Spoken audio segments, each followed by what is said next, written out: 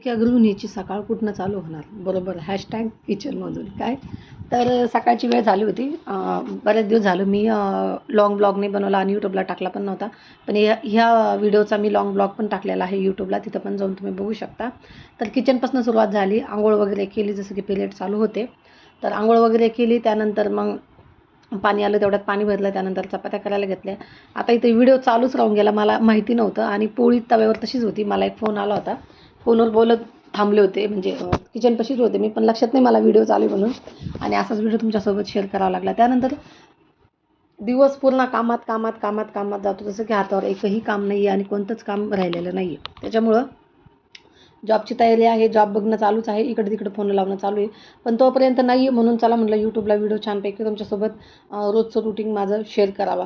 आता जोपर्यंत आता साईची शाळा चालू झाली आहे, तर तो शाळेत असतो. कुणाला 9च्या नंतर 9, 9:30च्या नंतर तो चालला जातो. मी घरी एकटे असते, मग मी तेवढं पटपट माझे कामं सगळे आवरून घेते. मग यूट्यूबचे असो किंवा इन्स्टा जे असो ते कामं मी करत बसते. इन्स्टाला पण मी छान छान डान्सचे व्हिडिओ बनवत असते.